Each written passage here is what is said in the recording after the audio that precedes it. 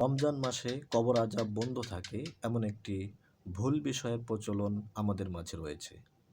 মূলত কবর আযাব হওয়া বা না হওয়ার সম্পর্ক রমজান মাসের সাথে নয়, বরং ব্যক্তির নেক আমল এবং ব্যক্তির ঈমান ঠিক থাকার সাথেই তার কবর আযাব হওয়া এবং না হওয়ার সম্পর্ক রয়েছে।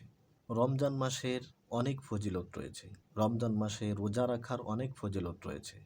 ঠিক তেমনিভাবে রোজা অবস্থায় মৃত্যুবরণ করলে তার জন্যও অনেক ফজিলত রয়েছে। এটা সহিহ হাদিস দ্বারা প্রমাণিত রয়েছে। যেমন বাইহাকি শরীফ এবং মুসনাদ আহমদ শরীফে এসেছে, যদি কোনো ব্যক্তি একদিন রোজা রাখে এবং এই আমলটাই তার শেষ আমল হয়, অর্থাৎ সে রোজা অবস্থায় মারা যায়, তাহলে সে জান্নাতে যাবে। আমাদের সকলের মনের আকাঙ্ক্ষা এবং চাওয়া হলো যে আল্লাহ তাআলা সকলের কবর আযাবকে মাফ করে দিন। তবে ধারণা করা যায় যে রমজান মাসে কবর আযাব বন্ধ থাকে, এই বিষয়টি হয়তোবা ওই হাদিস থেকে এসেছে, যেই হাদিসটি ইবনে মাজাহ এবং সহিহ ইবনে খুজাইমাতে বর্ণিত হয়েছে।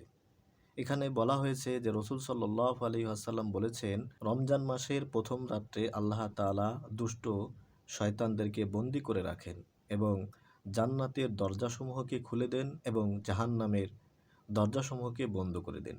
হাদিসের শেষ অংশে একথাও বলা হয়েছে যে আল্লাহ তাআলা এই মাসের প্রতি রাতে অসংখ্য অগণিত গুনাহগার বান্দাদেরকে ক্ষমা করে থাকেন। এই হাদিসে যে বলা হয়েছে জাহান্নামের দরজাসমূহ বন্ধ করে দেওয়া হয়, এই কথা থেকে হয়তোবা কথার সৃষ্টি হয়েছে যে রমজান মাসে কবর আযাব বন্ধ থাকে। মূলত রমজান মাসে কবর আযাব বন্ধ থাকে, এটা কোরআন হাদিস সমর্থন করে না। কবর আযাব হওয়া বা না হওয়ার সম্পর্কটা হলো একেবারে ব্যক্তির সাথে, ব্যক্তির ঈমান ঠিক থাকার সাথে, ব্যক্তির নেক আমলের সাথে।